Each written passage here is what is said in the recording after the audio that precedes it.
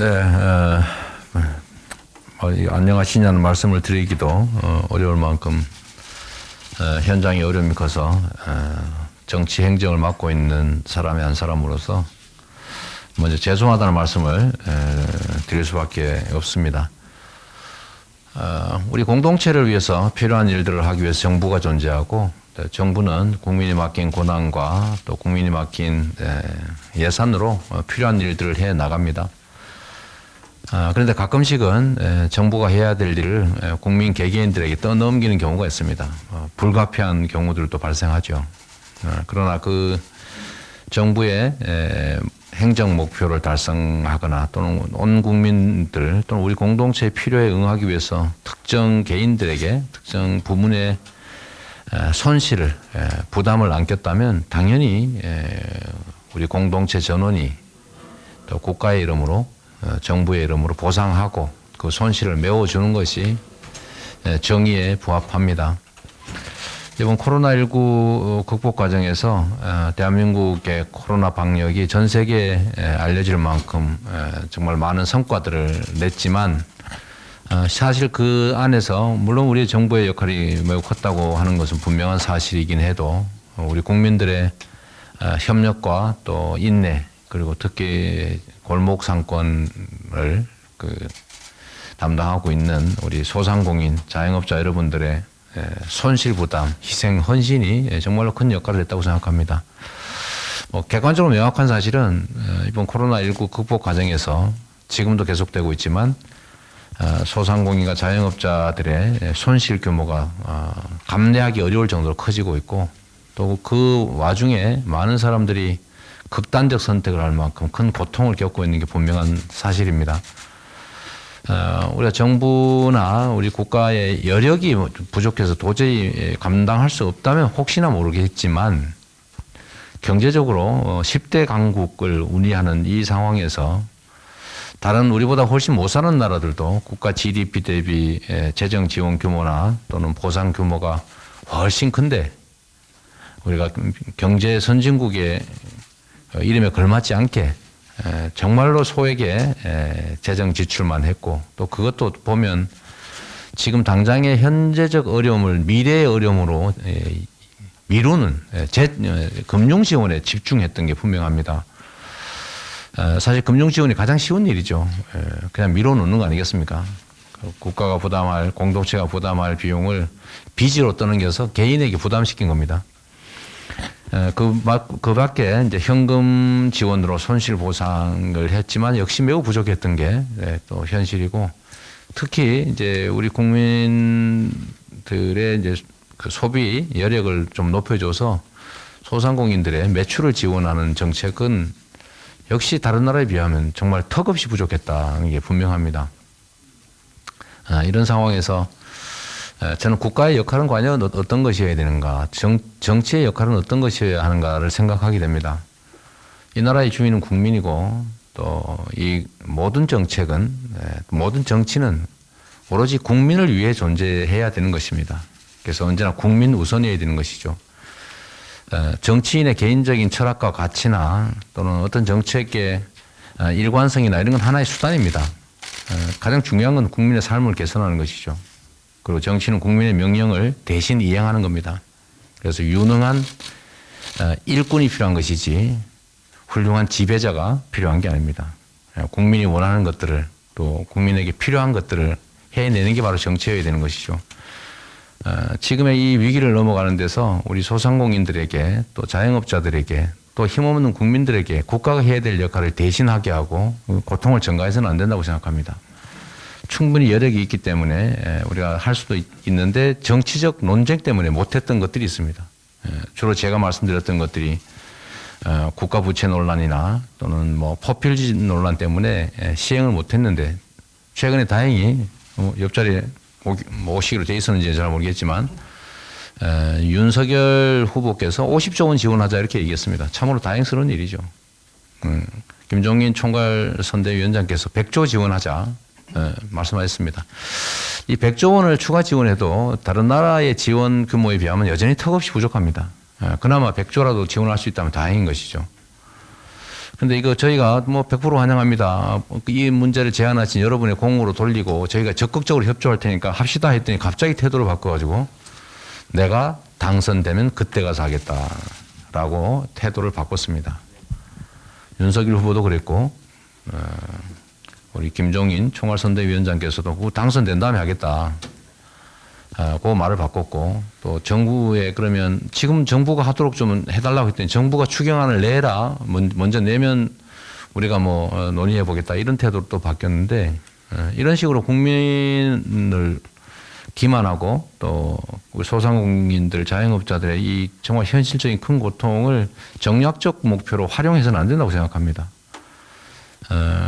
뭐 기만술이나 유인술이나 이런 게 아니었을 거라고 보고 자신들의 제안의 진정성을 증명하기 위해서라도 지금 당장 필요한 지원을 좀 하도록 협조해 주시길 다시 한번 요청드립니다.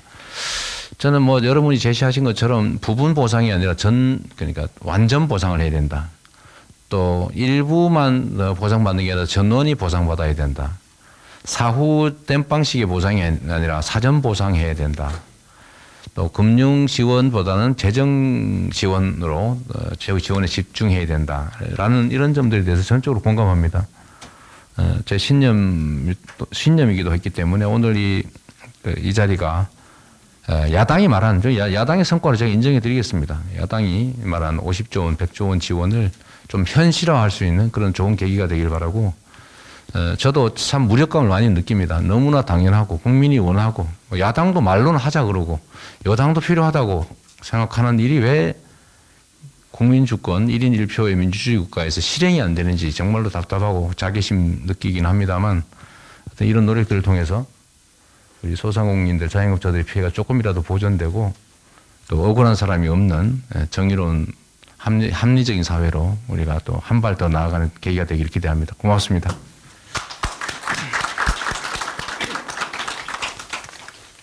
네, 이재명 후보님 감사합니다. 코로나19로 어려운 상황에 처한 소상공인 자영업자의 피해에 대해서 적극적인 지원, 보상을 표명하셨습니다. 감사드립니다. 그러면은 코로나19 소상공인 자영업자 피해단체 연대를 대표해서 참석해 주신 분들의 말씀을 좀 듣도 진행을 하도록 하겠습니다. 우리 5분의 발언을 듣겠는데요. 5분을 다도 듣고 이렇게 하면은 시간이 너무 질문이 많아지니까 이렇게 3분, 2분으로 이렇게 좀 나눠서 이렇게 하고 그 다음에 후보님께서 좀 답변해 주시는 이런 시간을 진행하도록 하겠습니다. 아마 사회적 거리 강화로 인해서 가장 직접적으로 금지의 업종에 속하고 또 제한도 상당히 강도가 높게 적용을 받은 융업주 음식중앙회 쪽하고 헬스장, 그다음에 코인노래 연습장 요 3분의 대표님의 말씀을 듣고 그다음에 후보님의 답을 듣고 또 나머지 2분의 말씀을 듣도록 하겠습니다. 자, 그러면은 제일 먼저 한국 융음식업중앙회 최원봉 사무총장님의 말씀을 먼저 듣도록 하겠습니다. 먼저 저희 이 간담회에 참석해 주신 이재명 후보님께 감사드립니다. 저희가 하고 싶은 얘기들이 너무도 많았는데 이런 자리가 늦게나마 2년이 지나서 이런 자리가 마련이 돼서 얼마나 다행인지 모르겠습니다. 감사합니다. 안녕하십니까. 저는 사단법인 한국융음식업중앙회 사무총장 최원봉입니다. 저희 유흥업종은 지난 2년 동안 정말 지옥과 도 같은 그런 생활을 해왔습니다. 저희 회원들이 정말 암흑한 정말로 아직도 터널을 지나지는 못했지만 터널 속에 갇혀 있는 것처럼 답답함을 가지고 지금까지 생활을 해왔습니다. 얼마나 이 생활이 비참했는지 정말 말로는 헤아릴 수 없을 정도로 많은 기관을 찾아갔고 많은 정치인들을 만나봤지만 저희 얘기에는 결코 귀담아 들어주지 않더라고요. 그래서 저희들이 거리로 나가서 많은 기자회견과 많은 1인 시위를 했습니다. 그래도 저희들은 들려오는 얘기가 없었습니다. 그러나 저희들이 문을 닫는다고 해서 실질적으로 코로나 확진자가 줄어들지는 않았습니다. 계속 확진자는 늘어만 갔죠. 지금은 이제 오늘 보니까 5,300명 정도 나왔던데 저희들은 200명일 때 문을 닫았습니다. 작년 3월 24일부터 국무총리 집합 공고로부터 시작해서 박원순 시장이 또 집합 금지를 내렸고요. 그래서 지금까지도 집합 금지와 집합 제한으로 계속 이어가고 있는 겁니다. 그런데 정부에서는 저희들한테 항상 이런 얘기를 합니다. 2주만 문 닫아 주십시오. 3주만 문 닫아 주십시오. 그 희망 고문을 왜 하는지 모르겠습니다. 전 세계 어느 국가도 2주 내지 3주 가지고 코로나를 잡을 것이라는 그런 정부는 없습니다. 근데 저희 정부만은 그런 얘기를 합니다. 왜 그러는지 모르겠습니다. 아예 6개월 내지 1년을 닫게끔 하고 실질적인 보상을 해준다면은 이분들이 어디 가서 생계를 위해서 일을 할 수가 있을 겁니다. 근데 이 정부는 2주에는 문을 열어줄 거라는 희망을 주는 거죠. 그러면 어떤 일도 할 수가 없습니다. 그리고 어디 가서 생계를 이어나갈 수가 없어요. 그다음에 저희들이 종사하는 종사자들의 급여는 계속 나가게 되는 겁니다. 그리고 고정비용은 계속 나가게 되는 겁니다. 저희들이 그렇게 중기부나 기재부에 가서도 그런 얘기를 합니다. 자, 실질적인 보상을 해주고 정말 문을 닫은 집과 제한을 당한 집을 구분해서 현실에 맞는 실적인 보상을 해달라고 그럽니다. 그때 그분들은 그냥 계산법만 가지고 얘기를 합니다.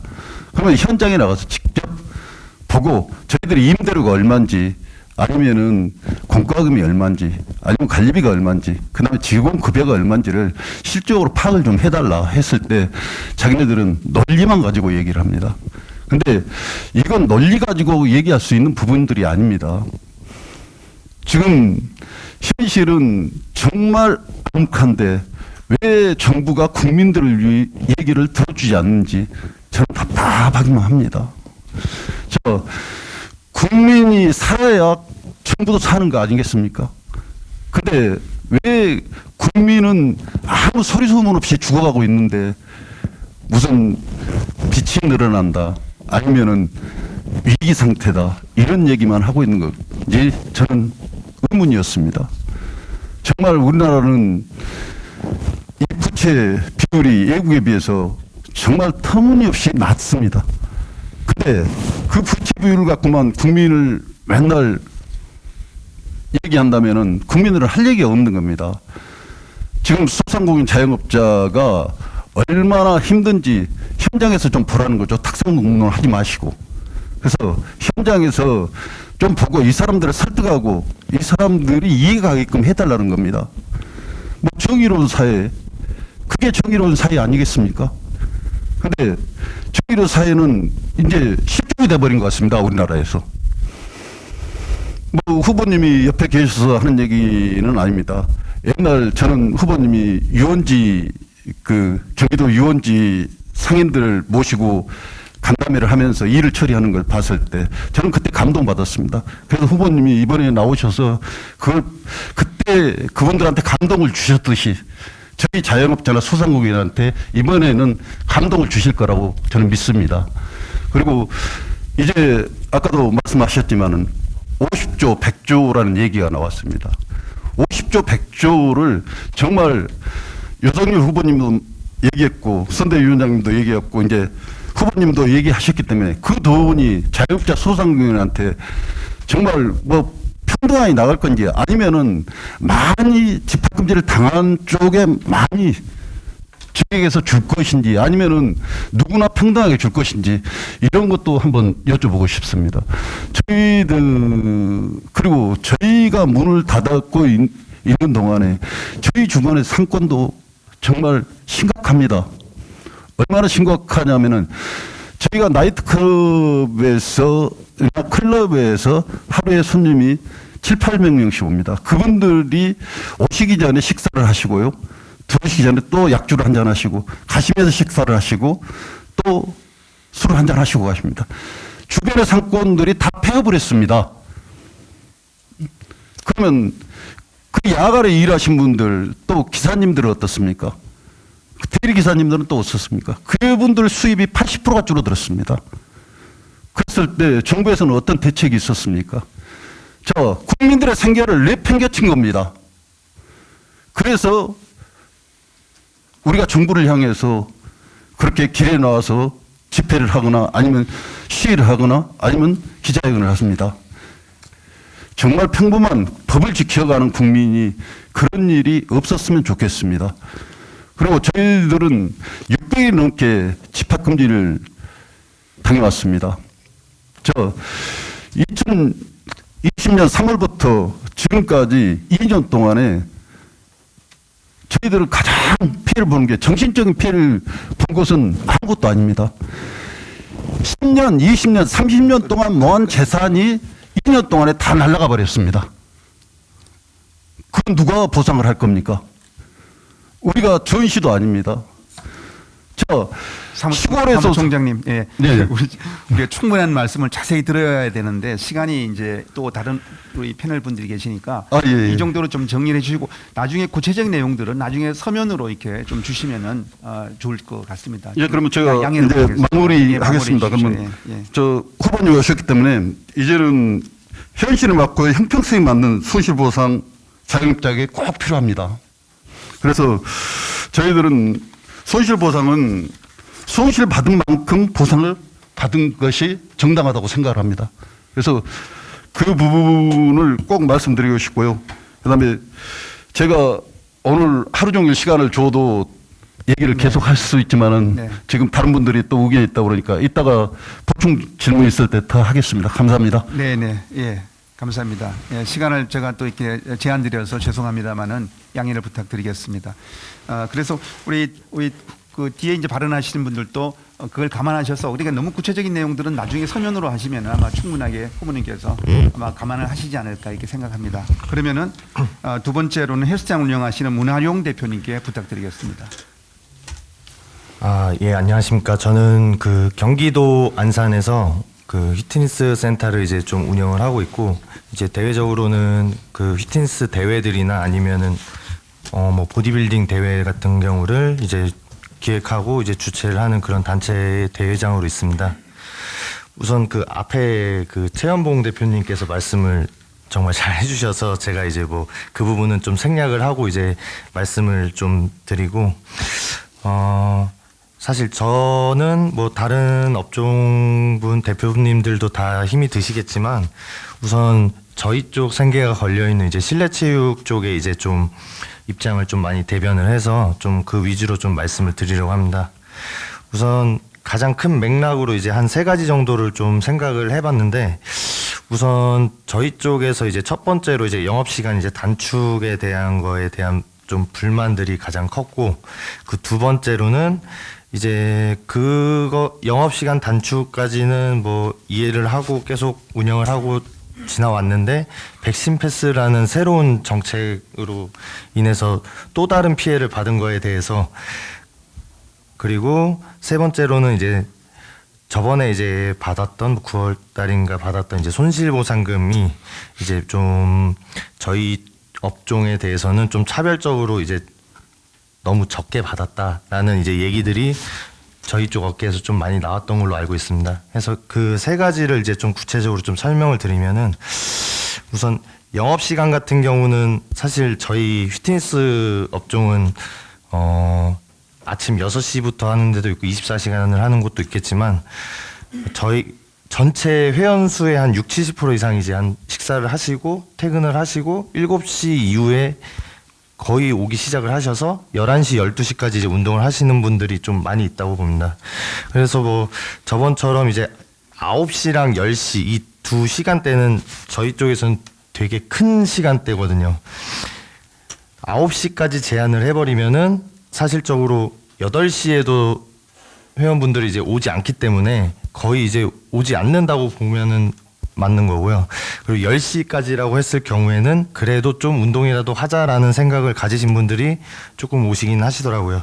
하셔서 이제 저희 쪽에서 이제 파생되는 이제 여러 가지 이제 업종들도 있는데, 뭐 촬영을 하는 곳들도 있을 것이고, 뭐 보충제나 아니면은 뭐 카페 같은 경우도 이제 디저트 카페, 샐러드 카페 같은 경우도 있을 것이고, 이제 전체적으로 이제 저희 쪽에 이제 연계되어 있는 업종들까지 다 같이 이제 피해를 받고 있거든요. 그리고 두 번째로는 이제 백신 패스로 인해서 또 다시 생긴 저희 쪽에 이제 불만적인 부분은 몸이 건강하기 위해서 운동을 하러 왔는데 백신을 맞지 않아서 오지 못하는 경우가 꽤 많이 생각보다 있다고 합니다. 이제 그래서 이제 뭐 사실상 이제 시간적으로도 제한을 걸어놓은 상태에서 백신 패스 때문에 또 못 오는 분들 때문에 저희가 이제 좀 무더기로 이제 환불 사태들이 좀 많이 일어난 상황이고요. 예. 그 다음에 손실보상금은 다른 업종들 같은 경우는 뭐 좀 많이 받은 경우도 있고 뭐 적게 받은 경우도 있는데 저희 쪽은 거의 평균적으로 한 10만 원에서 한 2, 30만 원 사이를 받았다고 들었습니다. 뭐 다른 업종은 뭐 1,000만 원 뭐 넘게 받은 업종도 있고, 근데 전체적으로 거의 대부분이 10만 원, 20만 원을 받았는데 사실상 저희가 그걸로는 제일 입 밖에 오르는 이제 힘든 점이 월세, 관리비, 그 다음에 인건비 이런 이제 고정 비용이 좀 많이 들어가는 부분인데 저희가 뭐 작게는 뭐 한 50평짜리도 있을 거고 크게는 한 3,000평 이상도 운영을 하는 곳들이 있을 건데 이제 좀 형평성이 좀 어긋나게 이제 지원을 받다 보니까 그런 이제 보상들이 저희 쪽에서 이제 월세도 못 내는 그런 상황이다 이런 말들이 제일 많이 나오는데 저희 쪽에서 좀 요구하는 방안은 이제 이 손실보상금이 이제 코로나 100조가 이제 추경이 되었을 때 저희 쪽에서도 이제 좀 손실보상금을 좀 많이 받고 싶어서 사실상 이런 얘기를 하고 있는 거거든요.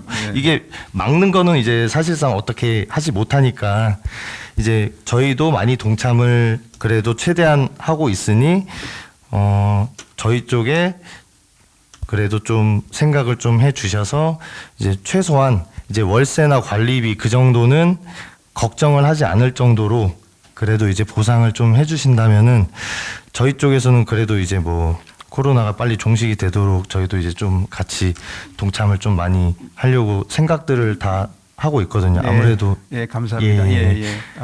어떤 지원 그런 부분들 애로사항들을 물론 충분하지 않지만 아마 이 끝나고 나서 또 이렇게 아마 그 의견을 좀 나눈다고 뭐 그런 이야기를 들었습니다만 그때 좀 더 구체적인 말씀을 좀 나눠주시면 예, 알겠습니다. 이제 뭐 중요한 말씀은 이제 하신 거죠. 두서없이 얘기해서 죄송합니다. 네, 감사합니다. 예. 네, 그러면은 장지은 코인 노래 연습장 대표님 발표해 주시겠습니다. 네. 안녕하세요. 저는 서울시 노원구에서 코인 노래 연습장을 운영하고 있는 장지은이라고 합니다. 앞에 말씀하시는 분들이랑 너무 겹치는 사항이 많은데 저는 그거에 대해서는 너무 저희가 괴로움을 겪어왔기 때문에 다시 얘기하고 싶지 않을 정도로 좀 그런 부분이 있어서 정리된 부분만 말씀드리겠습니다. 제가 운영하는 코인 노래 연습장은 작년 5월부터 약 5개월 동안 정부의 방역 조치로 인해 집합 금지를 당했습니다. 그로 인해 수입이 0인 상태에서 매장 임대료, 전기세 등 고정비 지출을 위해 대출을 받았고 지금 현재 이자와 원리금을 매달 100만 원 이상씩 갚아 나가고 있습니다. 아까 말씀하신 것처럼 실질적인 손실보상이 아닌 금융지원 형태의 대출이다 보니 이것 또한 가게에 상당한 부담이 되고 있는 상황입니다. 그렇게 힘들게 버텨왔지만 11월 위드 코로나로 저희가 한낱 희망을 가졌고요. 사실 매출도 좀 회복이 됐습니다. 근데 또다시 정부의 영업시간 제한 조치로 현재는 매출이 반토막난 상황이고요. 매장 임대료 등 고정비와 대출금을 어떻게 갚아 나가야 할지 지금 좀 막막한 상황입니다. 이거는 이제 저희가 또 그런데 이제 후보님께서 공약으로 말씀하신 한국형 PPP는 저와 같은 자영업자들에게 현실적인 도움이 되는 제도인 것 같습니다. 이와 관련해서 저는 몇 가지 질문을 드리고자 합니다. 첫째, 선지원 후정산 개념의 한국의 PPP의 규모를 50조, 100조가 아니라 정확하게 어느 정도로 어느 금액으로 보고 계신지와 둘째, 선지원 형태로 받은 금액에서 고정비 부분, 임대료, 인건비 등을 차감하고 남은 잔액에 대해서는 어떤 방식으로 정산하는지도 궁금합니다. 또 무이자나 기간 연장 등 자영업자들에게 유리하게 적용될 수 있는 부분이 있는지도 궁금합니다. 그리고 한 가지 더 말씀드리고 싶은 것이 있습니다. 현재 코인 노래 연습장을 비롯해서 식당, 카페 등 방역 패스를 적용하는 곳이 많은데 현재 상황에서 방역 패스 도입의 필요성은 인정하지만 이로 인한 매출 감소와 접종 완료를 확인하는 인력을 따로 배치해야 하는 어려움이 있습니다. 이것은 자영업자의 운영 형태 변화에 대한 고려나 배려가 없는 또 다른 영업 제한의 조치라고 생각합니다. 더군다나 청소년 백신 접종률이 낮은 상황에서 청소년 방역 패스까지 적용하면 추가적인 매출 감소 등 자영업자들의 피해가 더 커질 수밖에 없습니다. 방역 패스 적용 업종에 대해서는 손실보상 개념이 아닌 방역 패스 적용에 따른 피해 지원 조치가 필요하다고 생각합니다. 이에 대한 후보님의 견해를 말씀해 주시면 감사하겠습니다. 네, 예. 네, 세 분이 말씀하시면 제가 의견을 간단히 말씀드리기로 했는데 매우 안타까운 것은 구체적으로 어떻게 집행하겠냐는 보상 또는 지원이 결정되고 난 다음에 할 얘기인 것 같아요. 아까 우리 저기 헬스 하시는 문화룡 헬스장 하시는 분께서 헬스장도 좀 지원을 많이 받으면 좋겠다고 그러시는데 지금 이게 진척이 전혀 안 되고 있습니다. 이번에도 여러분 아시겠지만 저는 방역을 강화하면은 최소한 10단위 이상의 지원은 당연히 해야 된다라고 생각했는데 3조 2천억 해가지고 한 업소당 100만 원 지원을 했더니 결국은 지원하고 욕을 먹고 있는 그런 상황이 되어버렸거든요. 근데 과연 지금 현재 50조 원, 100조 원 지원을 야당이 말을 놓고 지금은 본인들이 당선되면 하겠다고 지금 말을 바꾸고 있어서 과연 실제로 가능할지는 매우 불투명 상태인 거죠. 그러니까 오늘의 이런 노력도 이제 빈말로 끝나지 않고 그게 현실화될 수 있도록 하기 위한 좀 방안의 하나가 아닌가 싶은데 일단 이게 현실이 될 수 있도록 노력하는 게 훨씬 더 중요하겠다는 생각이 듭니다. 자, 이 중에 아까 대체적으로 제가 말씀드렸는데 부분 보상이 아니라 전부 보상해야 된다.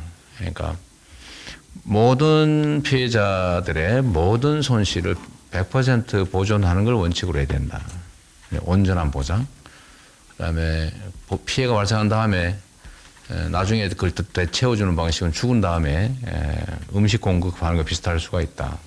사전 보상하자. 그리고 사후에 정산하자. 어쨌든 금융 지원으로 때우기보다는 재정 지원을 통해서 현실적인 피해를 보상하자. 그리고 이제 자영업자들에게 진짜 중요한 것은 매출을 올려주는 것이 당장 현금 주면 순환도 안 되는 그건 죽은 돈이거든요. 현금으로 지급하면 안 써버리니까 그건 죽은 돈인데 매출을 지원하면 살아있는 돈이 돼서 그게 소위 승수 효과로 실제 효과는 몇 배로 늘어나죠. 네, 그런 방식을 동원해야 된다 말씀을 아까 미리 드렸고요. 자, 아까 이제 최원봉 총장께서 100조, 50조 하면 구체적으로 어떻게 해야 할 거냐. 또 지금 말씀하신 문화룡 우리 회장님도 보상이 좀 더 많아졌으면 더 좋았겠다. 본인들 업종도 이런 얘기나 우리 장지은 코인 노래방에서도 도대체 얼마를 보상한다는 거냐. 이거는 총액이 대체적으로 정해지면 구체적 지원 방법이 여러 가지가 있죠. 근데 그건 이해관계도 충돌하고 그래서 그걸 미리 정해놓는 아무 의미가 없죠. 지원을 하느냐 안 하느냐, 얼마를 하느냐가 정해지면 이제 구체적으로 그러면 그걸 어떻게 집행할 것이냐, 금융지원 내 2차 보전을 해줄 거냐, 즉 이자를 대줄 거냐, 아니면 기존 채무 금융지원 저희가 공약한 것 중에는 이미 이제 코로나19 때문에 늘어난 부채를 상환해주는 방법, 그러니까 면제해주거나 탕감해주는 방법부터 강구해야 된다. 그 사이에 늘어난 것에 대해서. 두 번째는 일부 지금 거의 망하거나 이런 경우는 그 채무 조정도 고려해봐야 되는 거 아니겠냐. 그런 거. 그다음에 PPP 제도를 도입한 이후에만 적용할 거냐, 그 이전의 부분에 대해서도 일부 감면을 해줄 거냐. 뭐 이런 여러 가지 논쟁들이 있죠. 그다음에 그러면 또 재정 지원을 현금으로 직접 피해 지원을 할 경우에 뭐 지금처럼 최하한을 10만 원 이렇게 해서 저번에 좀 올렸지 않습니까? 그것도 제가 뭐 강력하게 주장해서 좀 올렸는데 하한선은 어떻게 할 거냐? 영업 손실률을 뭐 80%할 텐데 100% 해야 되는 거 아니냐? 영업 손실이 아니라 아까 말씀하신 것처럼 매출 자체가 줄어들어 가지고 인건비나 월세는 계속 나가고 있는데 매출 자체가 손실 아니냐? 무슨 영업 이익이고 자시고 하네. 그 매출 자체를 보전해 줘야 되는 거 아니냐? 이런 논란도 있을 수 있고. 근데 좀 지난 다음에 얘기했지만 살아남게 하려면 이제 마중물이라도 좀 지원해 줘야 되는데 그 방식은 어떻게 할 거냐? 또 얼마를 할 거냐? 이런 문제는 일단 하느냐 마느냐, 얼마를 할 거냐를 정해지면 그때 이제 얘기할 수밖에 없고 사실은 우리 내부적으로는 100조를 어떻게 지원할지를 내부적으로 짜놓은 건 있어요. 이렇게 저렇게 이렇게 저렇게. 근데 그게 무슨 의미가 있냐? 대외적으로 발표하면 꼬투리만 잡힌다. 근데 그걸 가지고 뭐 이거는 옳으니 저건 그러니 이거보단 저걸 해야 되느니 왜 이쪽에 많이 하고 저쪽은 적게 했냐고 싸움만 나가지고 결국 안 할 이유를 만들어낼 가능성이 많기 때문에 저희가 공개적으로 대외적으로 얘기는 하지 않지만 준비를 하고 있다는 말씀을 드리고요. 아까 오기 전에 저희가 중소기업 소상공인 정책을 발표했는데 그 내용을 보면 이게 다 들어있습니다. 다만 어디를 얼마를 이거는 지금 상태는 알 수가 없는 거죠. 그다음에 백신 패스 문제. 백신 패스 문제는 백신 안 맞은 사람을 제재하기 위해서라기보다는 백신을 맞아야. 사실 지금은 이제 젊은 세대 중심으로 주로 안 맞고 있는 것 같은데, 근데 본인들은 걸려도 위험성이 없거든요. 주로 젊은 세대들은 본인들은 걸린지도 모르고 지나가 버리니까. 근데 문제는 그 사이에 다른 사람한테 마구 옮긴다는 거죠. 학교에도 옮기고 부모하고 가족들한테도 옮기고. 근데 그 사람들은 피해를 입죠. 그래서 이 본인한테 직접 걸려도 피해가 없으니까 나는 백신을 안 맞겠다라는 게 꽤 있어서 그걸 일종의 인센티브 또는 뭐 그 페널티 이런 비슷한 개념으로 맞은 사람은 제한 없이 출입할 수 있지만 안 맞은 사람은 일정한 규제를 가한다고 하는 게 제가 보기에는 완전히 부당하다고는 할 수 없는데 이제 이런 현실적인 피해가 발생하는 거죠. 근데 이건 결국은 이제 정책 결정에서 선택하거나 조정할 문제라서 제가 단언하기는 좀 어려운데 여하튼 지금 이 위기를 넘어서기 위해서는 백신 접종률을 올려야 됩니다. 특히 이제 젊은 세대들은 감염 속도도 빠르고 본인은 별로 피해가 없는데 다른 사람한테 많이 옮기죠. 근데 이걸 방치하면 이게 숙주가 돼버리거든요. 근데 이걸 그냥 방치해야 될지 하는 문제는 매우 민감한 소재 같습니다. 대출금 부담, 기존의 대출금 부담 얘기를 장지현 원장이 해주셨는데, 이거는 아까 말씀드렸던 대로 탕감도 저희가 정책 안으로 지금 제시해 놓긴 했습니다. 제시해 놨고, 문제는 이제 총액으로 이게 재원이 확보돼야 제가 말씀드린 이런 정책들을 다 할 수 있기 때문에 그래서 여러분도 많이 좀 도와주시면 좋겠습니다. 네. 네, 후보님 감사합니다. 네, 후보님 아마 그 손실에 대해서는 전부 보상을 해야 된다는 원칙을 피력해 주셨습니다. 감사드립니다. 그러면은 남은 두 분의 계속 말씀을 듣도록 하겠습니다. 카페를 운영하신 이혜원 대표님, 우리가 이제 시간이어서 매 두 분 5분 내로 좀 해주시면 감사하겠습니다. 네. 안녕하세요. 저는 평택에서 카페를 운영하고 있는 25살 이예은이라고 합니다.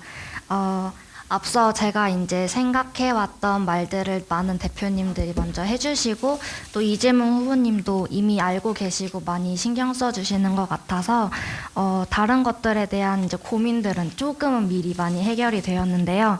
우선은 한 가지 그냥 제가 현장에서 느끼는 좀 백신 패스에 대한 그런 입장을 먼저 말씀을 드리고 싶습니다. 저는 이제 20대 청년이기도 하고요. 카페를 운영하면서 이제 어르신들, 그래서 이제 40대, 50대 이제 손님들도 많이 받고 있는데요.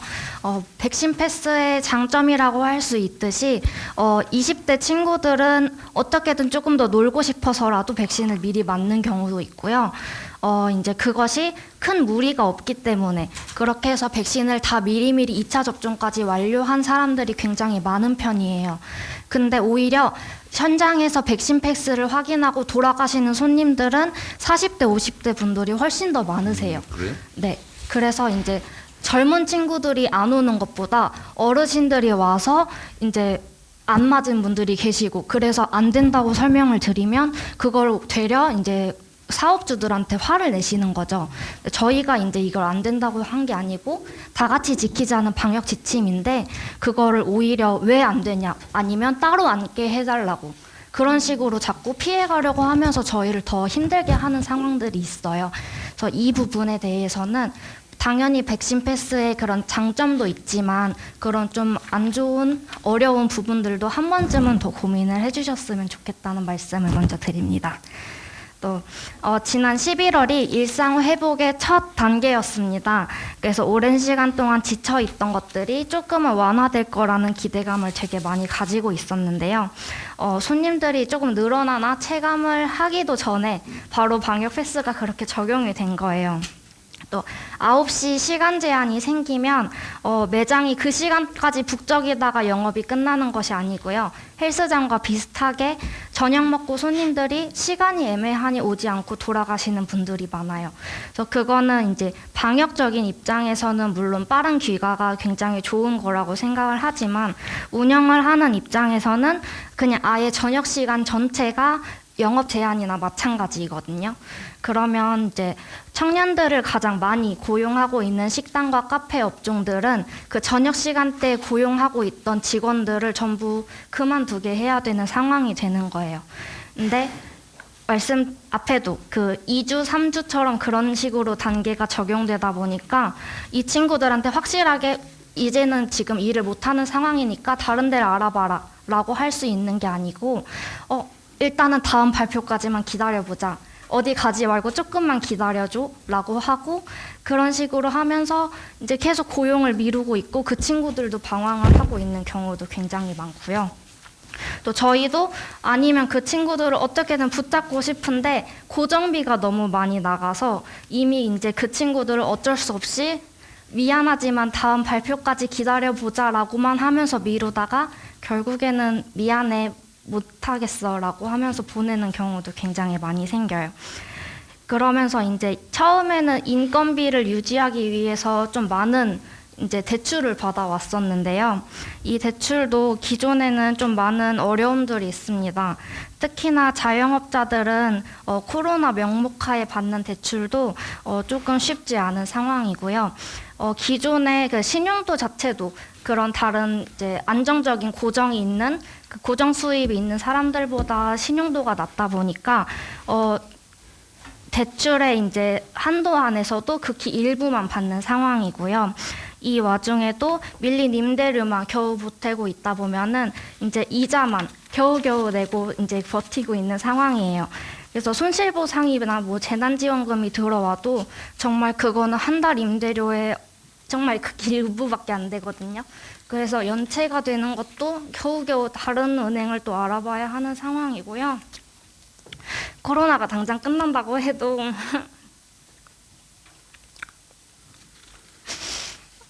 해결이 될 수 있는 방법이 잘 생각이 나지 않거든요. 그래서 이 부분은 아직은 그 PPP 제도가 언제 도입될지 모르는 상황이니까 대출 같은 경우를 먼저 말씀을 드리면 대출을 받고자 하는 자영업자들은 투자 목적이 아니거든요. 어떻게든 죄송합니다. 네. 어떻게든 이제 운영 자금을 마련해 보고자 하는 건데 그 부분에 대해서 조금 더 완화를 시켜주셨으면 좋겠고요. 이런 팬데믹 이후의 신용도 하락이라던가 연체 같은 것 그리고 원금 상환에 대해서도 그런 고민들을 좀 같이 해주셨으면 좋겠다고 요청드리고 싶습니다. 네, 감사합니다. 우리 이혜연 대표님 청년 우리 창업자이신데 정말 사회에서 첫 창업을 해서 이렇게 팬데믹 때문에 너무나 큰 어려움을 아마 겪고 있는 것 같습니다. 네.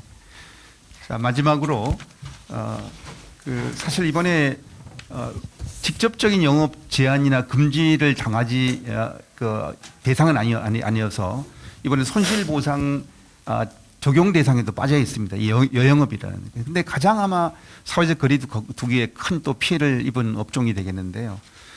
강순영 대표님 말씀 들어보겠습니다. 네, 안녕하십니까.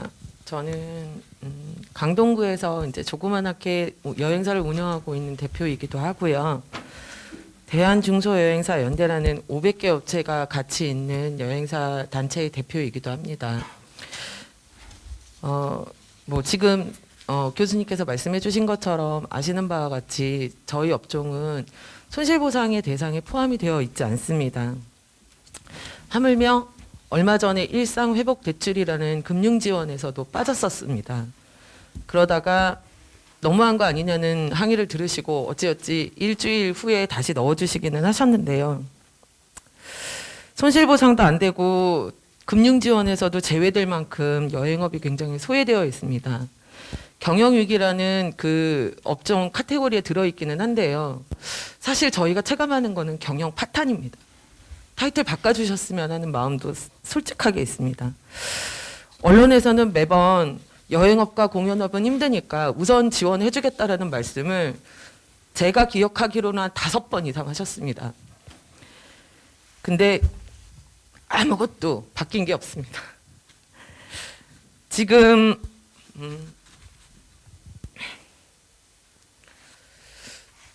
음식점 사장님들도 그렇고 임의용업계 사장님들도 그렇고 다 힘드시죠. 근데 저희 여행업은 안 힘들까요? 저희 매출이 90% 하락했습니다.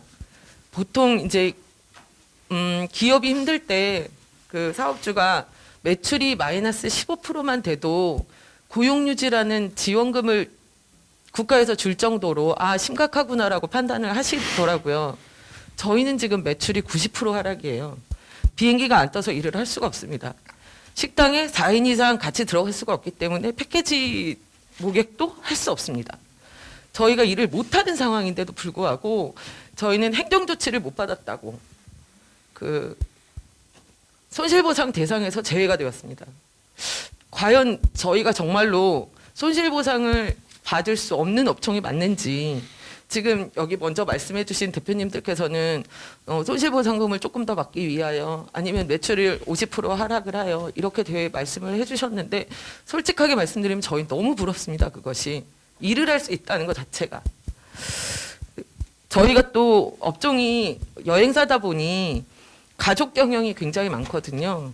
가족 경영이 많은데 그 가족들은 지금 다른 일들을 할 수밖에 없고요. 고용유지 지원금이라든지 퇴직금이라든지 이런 것, 퇴직금은 아니고 고용유지 지원금이라든지 이런 것들을 전혀 받을 수가 없어서 사실은 가정도 파탄이 나는 경우가 굉장히 많습니다. 저희 정말 여행업은 손실보상을 받을 수가 없을까요? 받을 수 없는 업종일까요? 가장 속상한 건 살펴주지 않음에 버려졌다는 그런 느낌이 가장 더 힘듭니다. 온전한 보상을 얘기를 해주셨는데 지금 저희는 온전한 보상도 중요하겠지만 진짜 손실보상 안에 들어가는 것이 가장 중요하다라고 생각을 할 정도로 앞뒤 딱 맞고 그것만 생각하고 있습니다. 근데 이렇게 말씀드릴 수 있는 기회가 솔직하게 말씀드리면 여행업은 없었습니다. 처음 저희가 나와서 말씀을 드리는 것 같습니다. 여행업을 운영하고 있는 국민들도 국민이니 손실보상이 꼭 들어갈 수 있게끔 부탁 좀 드리겠습니다. 네, 감사합니다.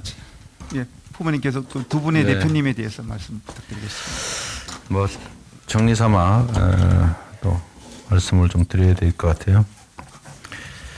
제가 아쉬운 거는 저는 현재 상태로는 아무 권한도 없는 실업자에 불과하다.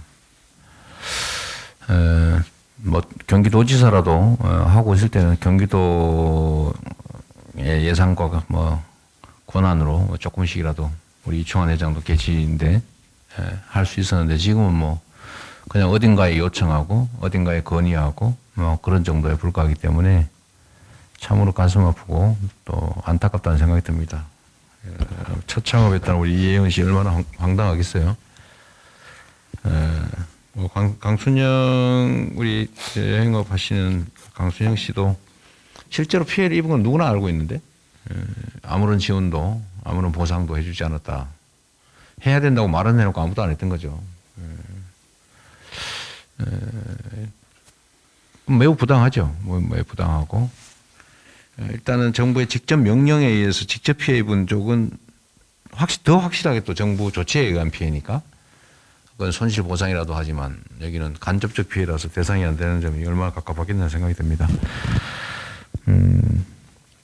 아까 우리 이현 씨는 사실은 이제 나이가 젊고 이제 사회 초년병이다 보니까 첫 사업에서 엄청난 부채를 좀 떠안고 이제 만약에 파산하게 될 경우는 신용불량에다가 그 부채 문제를 정리를 잘 우리 또 안 해주는 사회다 보니까 아마 재기하는데도 매우 여러 가지 장애가 될 거라서 아마 매우 암담하실 것 같아요. 그러니까 이런 걸 다 고쳐야죠 우리가.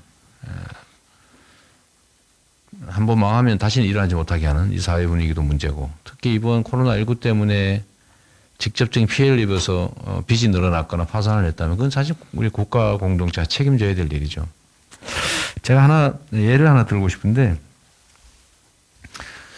우리가 이런 비슷한 위기를 한때 겪었어요. 그게 뭐냐면 이제 그 IMF 위기입니다. 외환 위기 때 정부에서 그때 당시 제 기억으로는 대개 국가 총생산이 600조가 안 될 때였을 겁니다. 한 580조?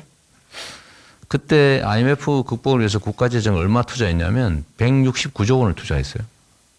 169조 원이니까 30, 한 30% 정도? GDP의 30%를 투자한 겁니다.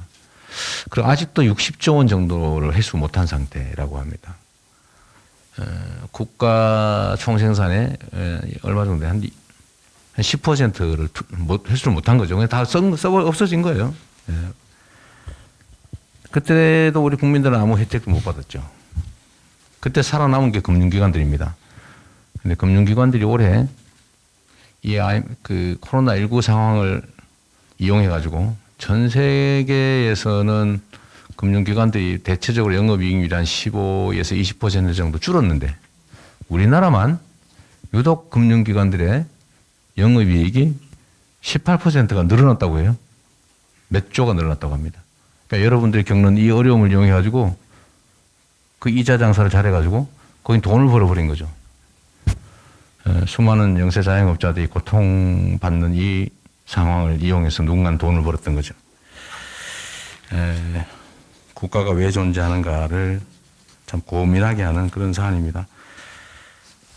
IMF 때 투자된 현재도 회수하지 못한 60조 원, 그때 경제 규모로 따져서 10%.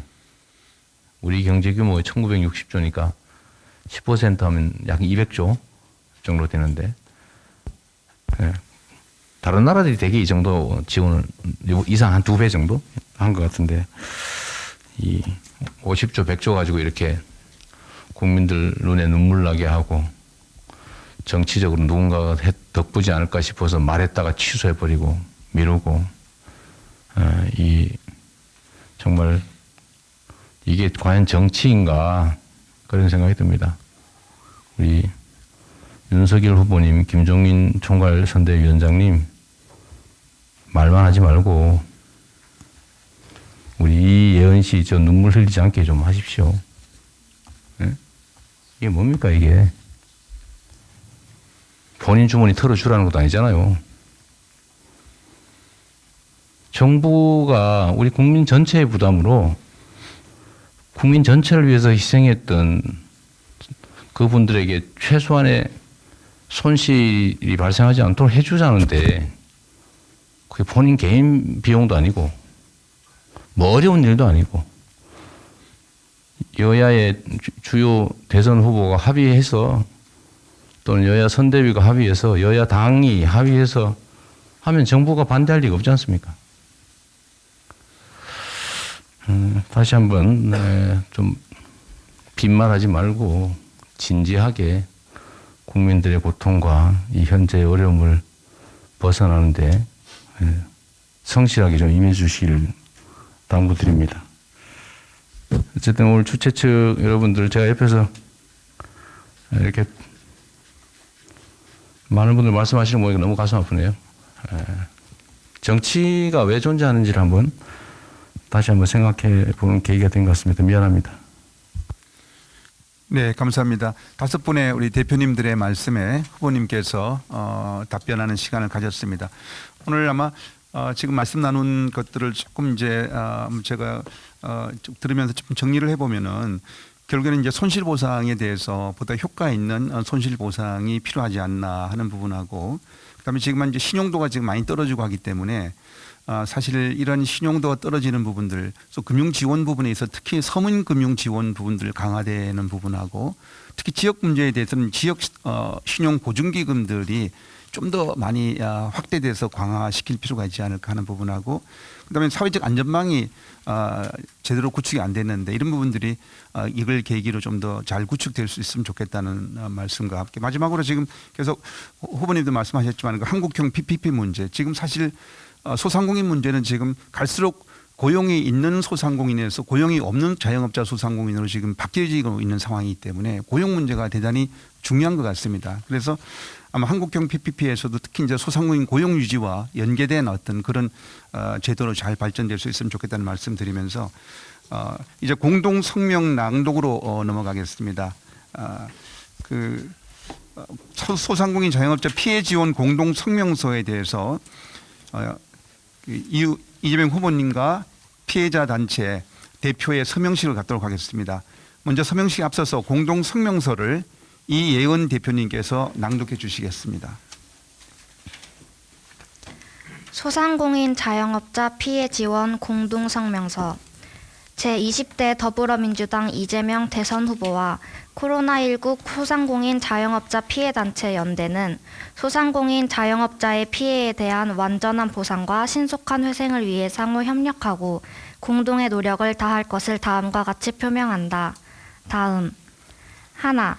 코로나19로 인한 소상공인 자영업자 피해 보상을 위해 더불어민주당 이재명 후보, 국민의힘 윤석열 후보, 김종인 총괄위원장이 50조 원 및 100조 원 보상과 지원을 약속한 만큼 이를 위한 추경을 즉시 추진함으로써 약속 이행의 노력을 다하여야 한다. 하나. 손실 보상과 지원은 방역 강화, 방역 패스와 동시에 실시하도록 하고 방역 패스를 소상공인 자영업자 사업장에서 이행이 가능하도록 인건비와 장비를 지원하도록 노력한다. 하나.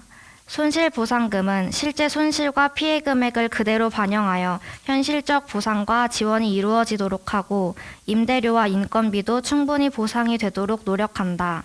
하나. 집합금지 영업 제한 업종의 손실보상금은 현실에 맞게 상향하고 인원 제한 업종과 사회적 거리두기에 의한 피해 업종도 손실보상 대상에 포함되도록 노력한다. 하나. 경영 악화와 폐업 위기로 내몰린 소상공인 자영업자를 짚어내기 위한 폐업 방지 대책과 매출 회복 조치를 시행하며 폐업한 소상공인 자영업자가 다시 일어날 수 있도록 특단의 대책을 마련하여 신속히 집행되도록 노력한다. 하나. 이재명 후보와 피해단체 연대는 소상공인 자영업자 피해 보상과 지원을 위한 공동의 약속이 반드시 이행될 수 있도록 더불어민주당 선대위와 공동으로 협의체를 구성하여 긴밀히 소통하고 함께 노력한다. 2021년 12월 20일 제20대 대한민국 대통령 선거 더불어민주당 대선 후보 이재명, 코로나19 소상공인 자영업자 피해단체 연대 대표 장지은, 문하룡, 이예은, 최원봉, 강순영. 네, 감사합니다. 그럼 이재명 후보님과 피해단체 연대 대표님들께서는 성명서에 서명하여 주시기 바랍니다.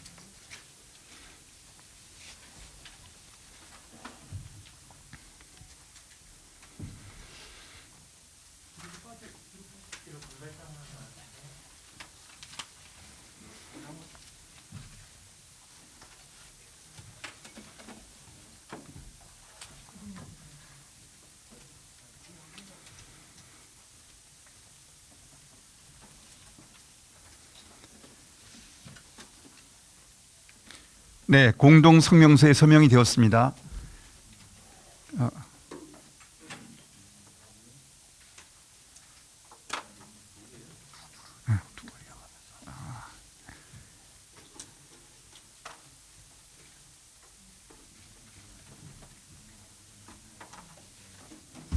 예은 씨, 그 네. 채무 탕감, 그다음에 이제 코로나19로 인한 채무 탕감, 네. 그다음에 이제 신용 사면 네. 이런 조치는 아마도 가능할 겁니다. 물론 결과에 따라 다르겠지만. 네, 알겠습니다. 너무 좌절하지 마세요. 네. 네. 적어도 다 면제해 줬어요. 저기도 IMF 때 60조 원 회수 안 했다니까. 그런 신용 사면, 채무 탕감 이런 조치는 아마 현실적으로 그건 가능할 겁니다. 네. 너무 울지 마세요. 감사합니다. 네, 후보님께서 아마 사회 초년생인 우리 또 이혜은 청년 창업자께 또 격려에 힘이 되실 말씀을 해주셨습니다. 감사합니다. 네, 그러면 공동성명서가 서명이 다 끝났습니다. 그럼 후보님과 대표님들과의 기념 촬영이 있겠습니다. 자리에서 일어나 정면의 카메라를 응시해 주시면 감사하겠습니다.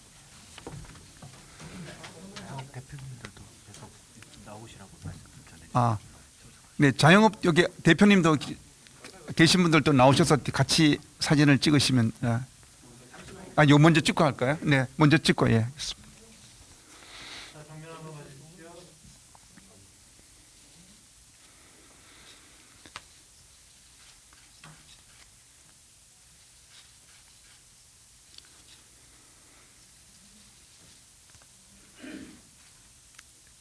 네, 감사합니다. 네, 그러면은 우리 앞에 자리에 계셨던 장영 대표님들하고 또 네, 의원님들도 다 나가셔서 사진을 찍으시기 바랍니다. 네.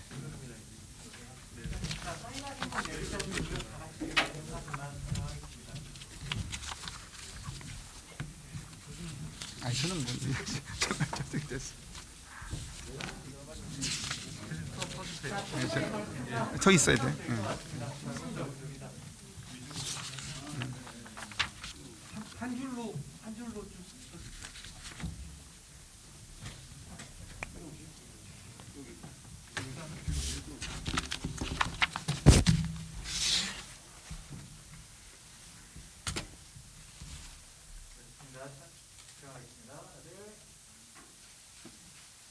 자, 우리 힘내라는 의미로 화이팅 한번 할까요? 자, 소상공인 자영업자 화이팅! 화이팅! 화이팅! 화이팅! 네, 박수 한번 부탁드리겠습니다. 감사합니다. 네, 이것으로 소상공인 자영업자 피해단체 대선 후보 초청 간담회를 모두 마치겠습니다. 감사합니다.